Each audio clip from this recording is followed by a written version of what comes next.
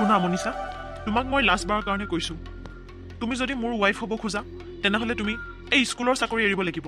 মই এই গোটেই জিলাখনৰ একমাত্ৰ বিজনেছমেন, চবতছে হায়েষ্ট পেজ বিজনেছমেন মিষ্টাৰ চলিহাৰ একমাত্ৰ ল'ৰা, আৰু এই গোটেই প্ৰপাৰ্টিৰ উত্তৰাধিকাৰীও মই। গতিকে মই নিবিচাৰোঁ যে মোৰ ৱাইফে স্কুলত গৈ পঢ়াওক। ৰক্তিম, এইটো তুমি কি কৈছা? মানিছোঁ, তুমি বহুত ধনী ঘৰৰ ল'ৰা, একমাত্ৰ তুমি উত্তৰাধিকাৰী। কিন্তু আজি মই যিটো প্লেচত আছোঁ, এই প্লেচটো পাবৰ কাৰণে ময়ো সৰুৰ পৰা বহুত কষ্ট কৰিছোঁ। মই হ'ব পাৰোঁ স্কুলৰ শিক্ষয়িত্ৰী, কিন্তু মই যদি তাতে সুখ পাওঁ তেনেহ'লে তোমাৰ আপত্তি ক'ত? শুনা মনীষা, মই আৰু তোমাৰ লগত তৰ্ক কৰিব খোজা নাই। মই এটাই কওঁ, মুঠতে যদি তুমি মোৰ ঘৰৰ বুৱাৰী আৰু মোৰ ৱাইফ হ'ব খোজা তেনেহ'লে এই স্কুলৰ চাকৰি, এইবিলাক সৰু সুৰা চাকৰি তুমি এৰিব লাগিব।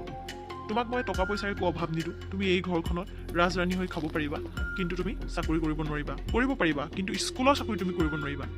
এইটো হ'বই নোৱাৰে ৰক্তিম। মই বহুত কষ্ট কৰি আজি এইটো পৰ্যায় পাইছোঁ। মোৰ ঘৰত সিমানখিনি সুবিধাও নাছিলে যে মোক BEd কৰাব। তাৰপিছত মই BEd কৰিলোঁ, কৰি এতিয়া মই ইমান কষ্ট কৰি পঢ়ি কৰি মই চাকৰিটো পাইছোঁ। এইটোতো নহয় ন যে মই ক'ৰবাত এগালমান টকা ঘোচ দি পেলাই চাকৰিটো পাইছোঁ। মই দিন ৰাতি কষ্ট কৰি নিজক ত্যাগ কৰি পেলাই মই আজি এইখিনি জেগা পাইছোঁ, আৰু তুমি কৈছা মই এৰি দিম? আৰু স্কুলৰ চাকৰি, ইয়াত কি লাজ পাব লগা? তুমি জানো স্কুল যোৱা নাছিলা? মই জানো স্কুল যোৱা নাছিলোঁ? আৰু সেই স্কুলৰ শিক্ষক কেইজনৰ কাৰণেতো আজি মই ইয়াত আহি উপস্থিত হৈছোঁ। মনীষা, মই ইমান মুখে মুখে তৰ্ক কৰা মানুহ ভাল নাপাওঁ। গতিকে মই লাষ্টত এটাই কওঁ, তুমি তোমাৰ ডিচিশ্যন দিবা। মই মোৰ ডিচিশ্যন অলৰেডি দিলোঁ যে যদি তুমি স্কুলৰ চাকৰিটো নেৰা তেনেহ'লে মোৰ লগত বিয়া হোৱাৰ সপোন তুমি বাদ দিয়া। ৰক্তিম, তুমি তেনেকৈ কিয় কৈছা? তোমাৰ দেউতাই মোৰ দেউতাৰ প্ৰস্তাৱ দিছে আমাৰ বিয়াৰ কথা লৈ। মইতো তোমাক প্ৰপ'জ কৰা নাই যে তুমি মোক তেনেকৈ ক'বা। মই কি তোমাৰ লগত বিয়া হ'বলৈ একেবাৰে পাগল হৈ আছোঁ বুলি ভাবিছা নেকি তুমি? ঠিক আছে, তোমাৰ যদি লাষ্ট ডিচিশ্যন, মোৰো লাষ্ট ডিচিশ্যন। যদি মই স্কুলৰ চাকৰি তোমাৰ কাৰণে এৰিব লগা হয়, তোমাক এৰিম। ঠিক আছে, তুমিও তোমাৰ লাষ্ট ডিচিশ্যন দিলা আৰু ময়ো দিলোঁ। ইমানতে আমাৰ সম্বন্ধটো ব্ৰেক হ'ল বুলি মই ধৰি ল'লোঁ। ঠিক আছে, ময়ো ধৰি ল'লোঁ। Good bye. ঘমণ্ড, তাইৰ ঘমণ্ড। দেউতাকৰ অকাত সেইটো, তাইৰ আকৌ ঘমণ্ড কি চাবা? আজিকালি এই মিডল ক্লাছ ফেমিলিৰ ছোৱালীবিলাকৰ একদম লেভেল বেছি। সিহঁতে নিজৰ ছেল্ফ ৰেচপেক্টক লৈ বেছি কনচিয়াছ। তোৰ নিচিনা হাজাৰজনী মোৰ পিছত ঘূৰি আছে। ৰিডিকুলাছ। কি হ'ল ৰক্তিম?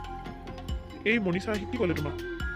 মানে দেউতা তাইক সেই টেটৰ চাকৰিটো কৰিব দিব লাগে, আৰু মই নিবিচাৰোঁ, হয়তো তুমিও নিবিচাৰা যে এইখন ঘৰৰ বোৱাৰীয়ে স্কুলত চাকৰি কৰিব।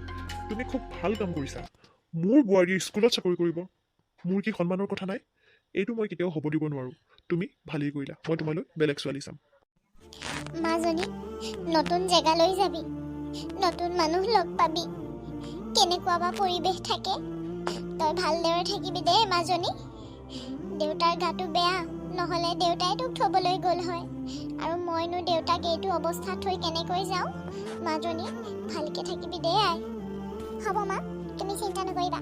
মই ভালকৈ থাকিম, আৰু মই এগৰাকী ভাল শিক্ষয়িত্ৰী হৈ তোমালোকক গৌৰৱ কৰিবলৈ সুবিধা দিম। আৰু এটা কথা মা, মোৰ বিয়াখন ভাঙিল বুলি তোমালোকে দুখ নকৰিবা। নিশ্চয় এজন ভাল সংগী মোৰ জীৱনত আহিব, যি মোক বুজি পাব। মা, মোক আশীৰ্বাদ কৰিবা। মই যাওঁ, তুমি দেউতাৰ কেয়াৰ ল'বা আৰু নিজৰো যতন ল'বা। হে ভগৱান, এয়া মই ক'ত আহিলোঁ? ট্ৰেইনত মোৰ অকণমান টোপনি আহিছিল। টোপনি অহাৰ পিছত মোৰ বেগ, মোৰ ফোন একো মোৰ হাতত নাই, আৰু এয়া ক'ত জংঘলৰ মাজত মই আহিছোঁ। হে ভগৱান, হে ভগৱান, মোক বচোৱা। মোক কোনে ইয়ালৈ লৈ আহিলে? মই তোক ইয়ালৈ লৈ আহিছোঁ। মোক ৰক্তিমে পঠাইছে তোক মাৰ্ডাৰ কৰিবলৈ। তই বোলে বৰ ঘমণ্ড দেখাইছিলি। চা, আজি তোক তোৰ আত্মসন্মান কেনেকৈ শেষ কৰি আছোঁ।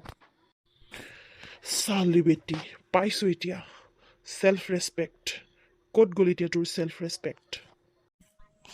মা, মা, তুমি ক'ত আছা মা?